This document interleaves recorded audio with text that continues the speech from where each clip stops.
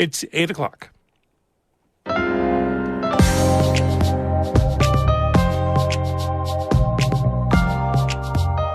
Good morning. This is Northern Light for Wednesday, February 7th. I'm Monica Sandreski. And I'm Todd Moe. We'll hear about a new effort to entice veterans from Fort Drum to stay in the North Country and fill the workforce gap. The whole concept here is really in matchmaking the potential jobs or the jobs that are available with the transitioning soldiers. There's needs and demands in all the industries of North Country. Just in time for the big game on Sunday, Chef Curtis Hem shares a recipe for a tartine that's perfect for breakfast, lunch, or the Super Bowl. It caramelizes and crisps on the bottom, and it creates that super crunchy feel. Because you have toppings on it, it can't overcook in the middle. And it's a perfect sandwich. And we'll meet an unusual musical act. Former Governor David Patterson is the frontman of a new cover band. People say, you've spoken in audiences all over the world. Why would you be frightened? I said, when I spoke all over the world, I didn't have a guitar in my hand. A profile of his group, Blind Gov and the Pirate Throng, coming up on Northern Light. Stick with us.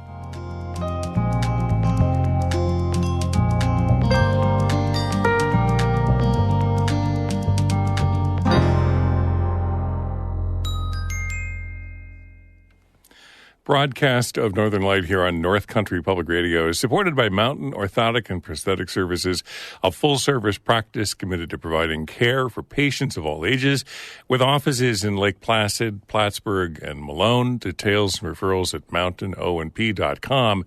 And Blue Seat Studios, a multidisciplinary art center featuring classes for adults and youth, concerts, art exhibits, and more. BLUSeatstudios.org.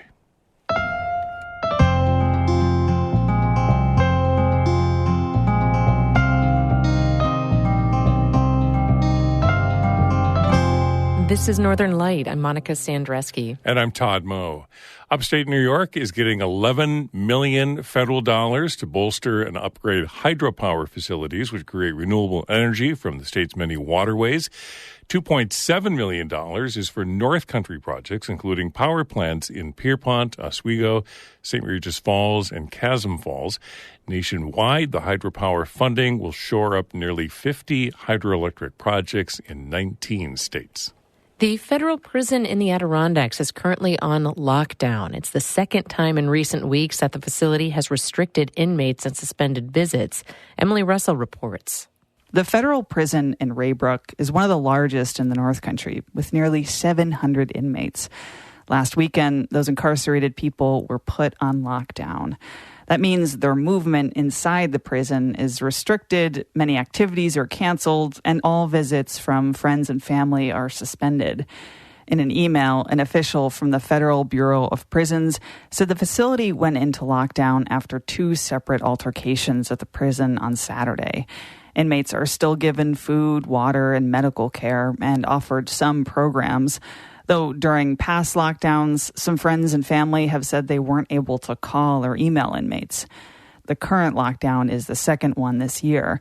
The prison was locked down for more than 2 weeks in January after a drone dropped a package of drugs, cell phones, and a chisel. That's according to the Adirondack Daily Enterprise. It's unclear when the current lockdown will end. A prison official said operations will return to normal as soon as possible. Emily Russell, North Country Public Radio. A Clinton County legislator wants to be Plattsburgh's next mayor. Democrat Wendell Hughes will formally announce his candidacy at a press conference this morning. He's a retired corrections officer who served in the legislature since late 2020. Hughes' announcement comes just days after the current mayor said that he'll not seek re-election. Democrat Chris Rosenquist says he wants to spend more time with his family. Hughes is the first candidate to enter the race. The city's Republican and Democratic committees say no one else has stepped up yet.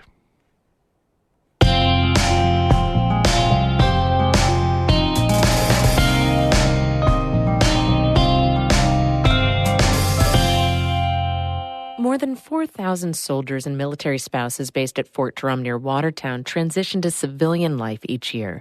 Most of them wind up leaving the area. The North Country Regional Economic Development Council wants to change that. It recently won millions from the state to keep new veterans and their families here in northern New York. Kara Chapman has more. The The North Country Regional Economic Development Council estimates that the region will have a workforce gap of 48,000 people over the next 10 years. There's needs and demands in all the industries of North Country. That's Jim McKenna, one of the council's co-chairs. He says a lot of industries need workers: the public sector, nonprofits, corporations, education, hospitality, healthcare. And the council thinks it's got a solution. It's called Next Move New York. The state recently committed $10 million to get it up and running. The goal is to turn Fort Drum into a workforce pipeline for the entire North Country. McKenna says the project will be based in the Watertown area and later branch out to the rest of the region. The whole concept here is really in matchmaking the potential jobs or the jobs that are available with the transitioning soldiers. The council estimates that more than 3,600 soldiers and about 1,000 of their spouses transition from the Army to civilian life every year. If all of those people decided to stay in the North Country, the region would have about 46,000 new workers over the next 10 years, effectively closing the workforce gap. McKenna says the council knows that's not realistic. Still, the hope is to capture a good chunk of those potential new residents. We hope within the next first 5 years that we could be approaching the 50% level. That's still a high number, but David Zembeck says it might be possible. He's with Advocate Drum, the Fort Drum Regional Liaison Organization. He says about a third of Fort Drum's transitioning soldiers want to stay in the area and will if they can find jobs. Another third want to go back to where they're originally from. That last third are somewhere in the middle. They're not committed to staying here, but they're going to go where the job is. So if they find a job here, great. If it's somewhere else, they'll go there. So basically 2/3 of those soldiers leaving each month are a potential talent individual to keep in the area.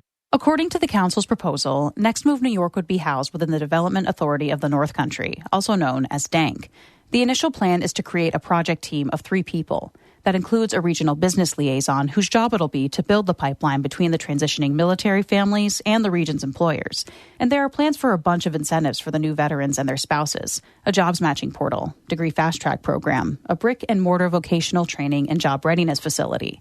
McKenna says the goal is for all of it to become self-sustaining. We think the $10 million will get us through the first 5 years, and by that time, DANC will have a sustainable program moving forward. Dozens of employers across the North Country and beyond have already endorsed Next Move New York. Places like Jefferson Community College, Adirondack Health, and Monahan Medical. Getting the soldiers and their families to stay is one thing, but getting them a place to live is another.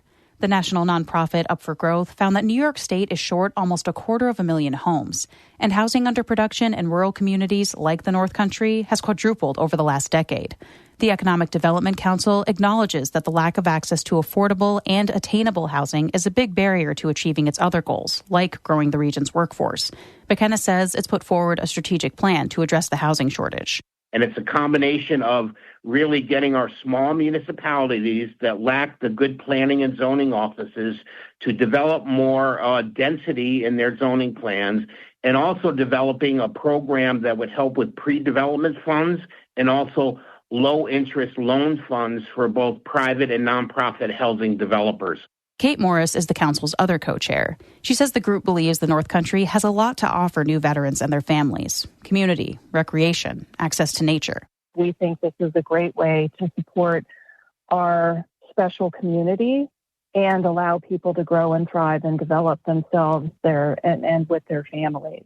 Craig McNamara is one former Fort Drum soldier who chose to come back to the North Country. He now runs the base's Transition Assistance Program, which helps soldiers and their families prepare to leave the military. McNamara says one of his biggest sells for new veterans to stay in the North Country is the support and understanding they'll get from the surrounding community. He says that comes from how integrated Fort Drum is in the region, and that's not always the case at larger bases. But here, because of our history and because of our relationship with the community, in a sense, we all serve. And that for a veteran is an amazing and supportive environment to come back to. So I can tell you firsthand that I've experienced that. Morris and McKenna say the North Country itself really stands to gain from more military families deciding to stay. There's the economic benefits, but also increased diversity and the ability to grow the population. McKenna says that, combined with the state's downtown revitalization investments, feeds into creating vibrant communities. We think we now have a lot of the ingredients necessary to make a difference in the quality of life for all of our communities. The council expects Next Move New York to be up and running by January 2025. Kara Chapman, North Country Public Radio.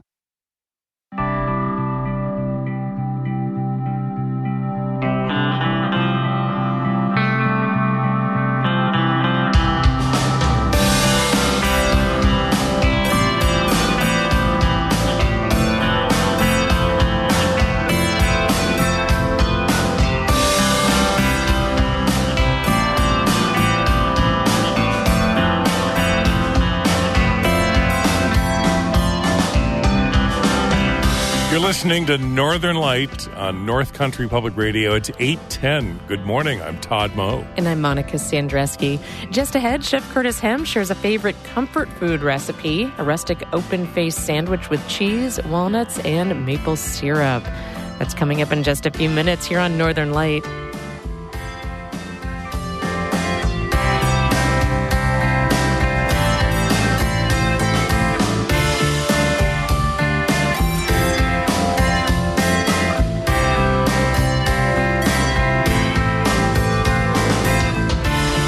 This is Bee Children out of Canton.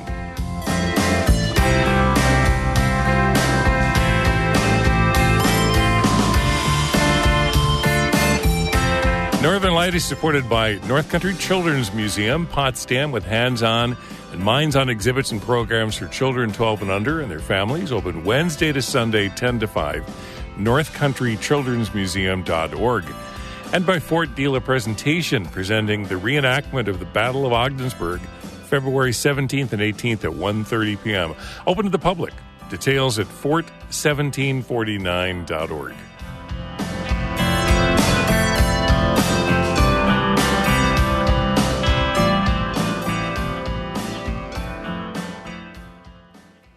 An annual ice fishing derby in Tupper Lake was canceled due to unsafe conditions over the weekend.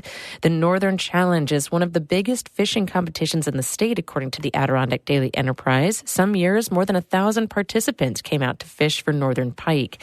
This year, the ice on Simon Pond wasn't thick enough. An organizer said they needed about a foot. Instead, they only had 3 to 6 inches, not enough to support hundreds of people in their vehicles. Still, the Tupper Lake Sportsman's Club had about $40,000 worth of prizes to raffle off on Saturday. Even though the competition was canceled, hundreds of people showed up. Lucky raffle winners got prizes like cash and four-wheelers, and some small groups of people still ventured out onto the thin ice to fish. Aspiring anglers and frugal fishers have a couple of dates to add to their calendars now that the state announced this year's free fishing days. Governor Hochul announced 6 days this year that New Yorkers can fish in fresh water without a license, February 17th and 18th, June 29th and 30th, and September 28th and November 11th. Any other day of the year, a fishing license is required for people over 16. The annual Colton Winterfest is back this weekend. Families can compete in cardboard sled races, a frying pan toss, cornhole, archery, and trivia. There'll also be a pancake eating contest, live music, and a performance of Shrek the Musical from the Colton Pierpont Central School. The Community Ski Challenge is postponed to the following weekend, though, in hopes snow conditions will be better. The sledding hill at the Fish and Game Club will be open all weekend.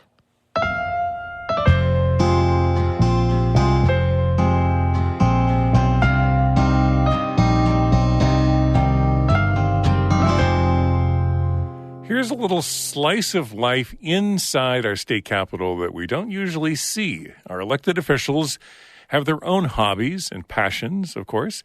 Last month, right before Governor Kathy Hochul's State of the State speech, a bunch of them crammed into a small bar in Albany to catch an unusual musical act.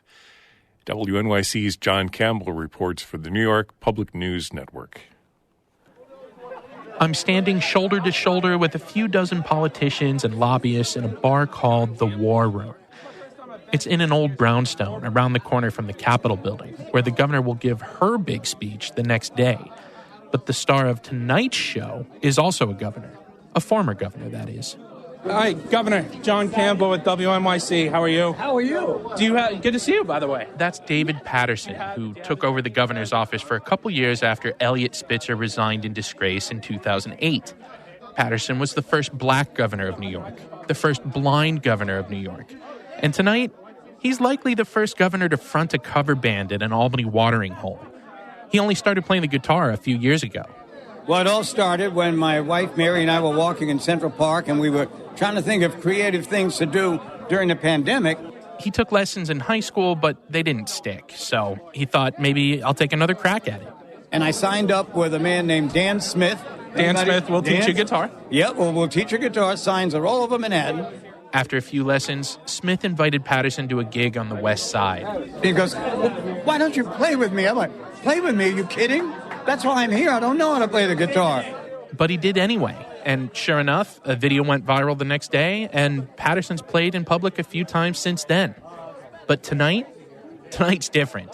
Well, we have a whole band. There's 7 of us, 7 stranded castaways. They call themselves Blind Gov Dave and the Pirate Throng.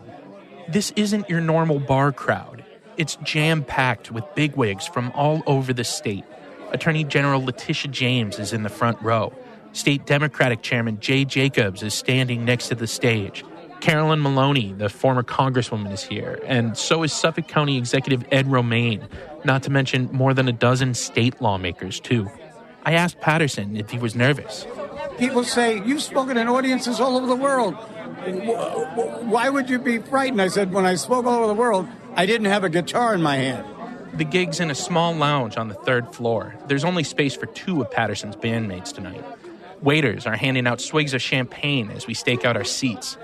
A little after 10 p.m., the Attorney General stands up to the mic to introduce the governor. She takes note of the politicians in the crowd, mostly Democrats, but a few Republicans, too. David, you have brought us all together, and there's one thing that we can agree on, and that is you can't sing.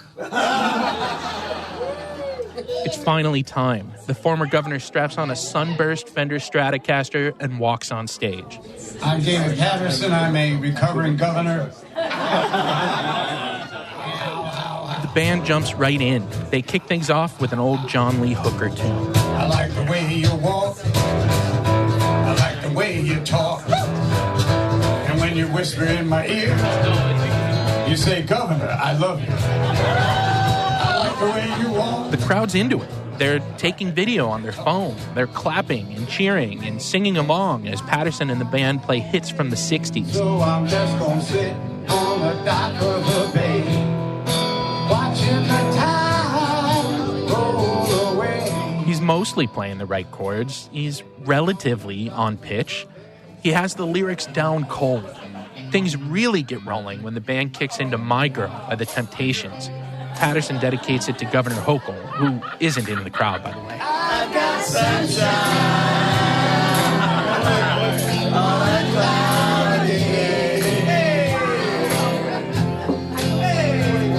When it's cold outside, I'm gonna be. Well, I guess you say what can make me feel this way.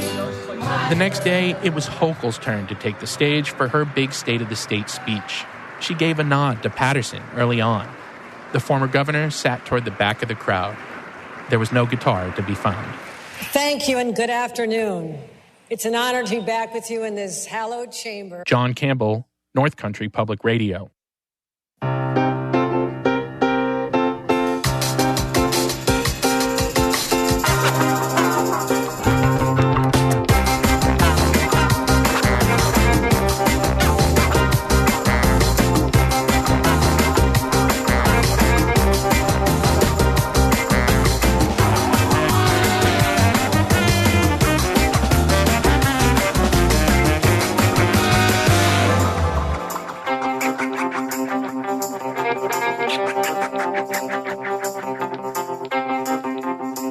You're listening to Northern Light right here on North Country Public Radio. I'm Todd Moe. And I'm Monica Sandreski. Coming up in just a minute, a local twist to a crunchy, cheesy tartine. Then stick around after the show for Bird Note coming up at 8:42.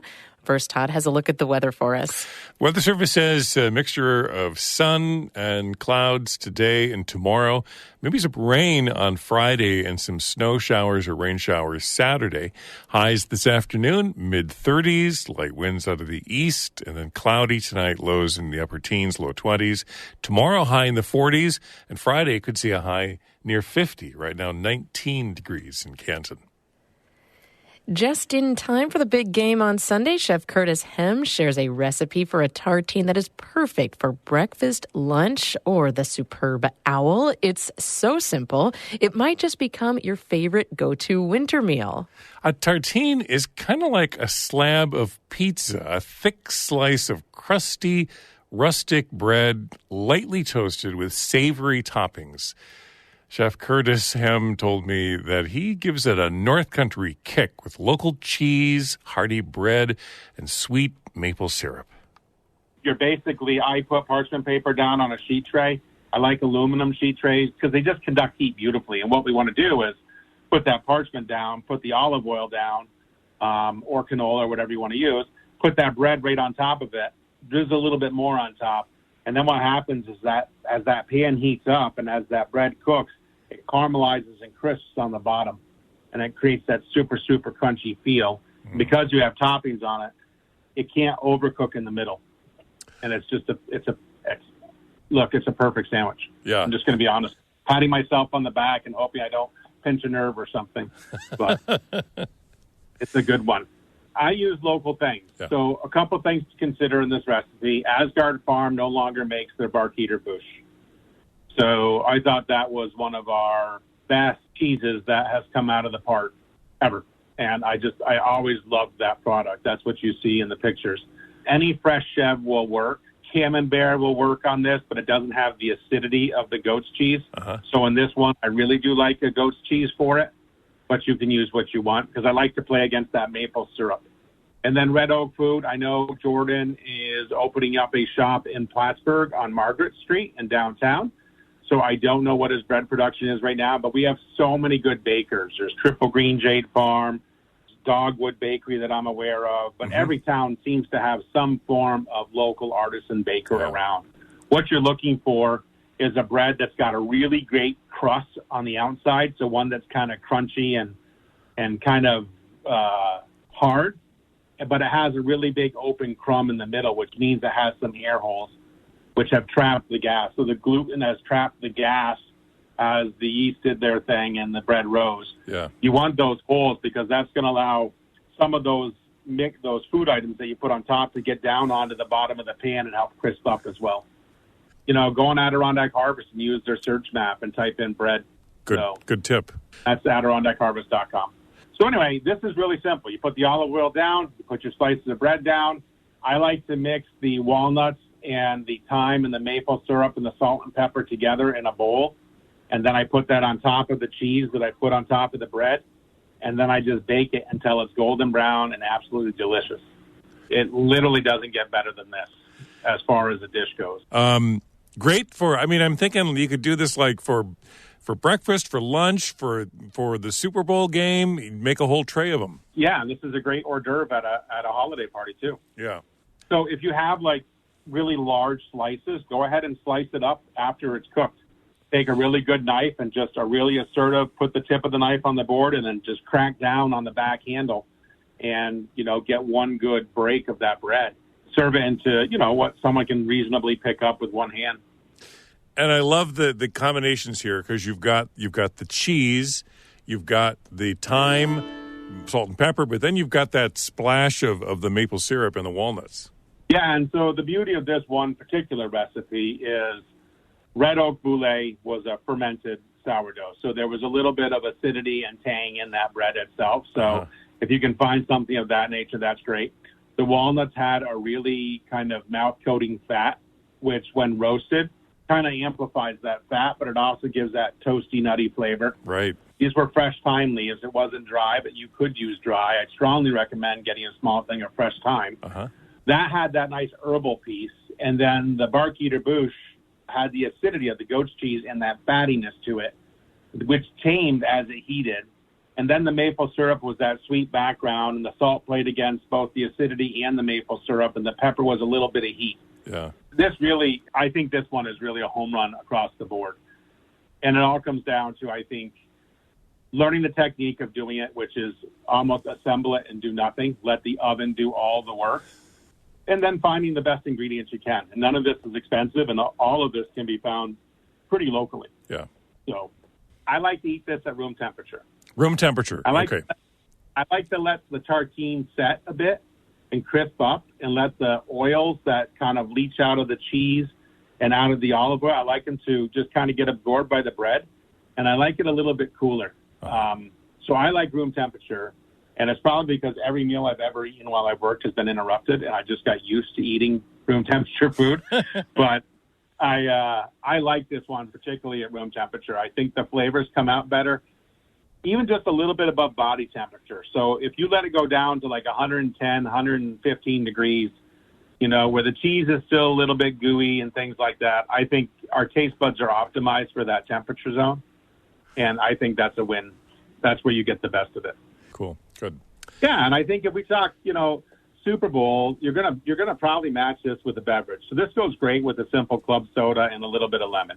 Matches perfectly. If you want to have a little bit of Prosecco or a sparkling cider, because again, sparkling cider is local, you can definitely get that.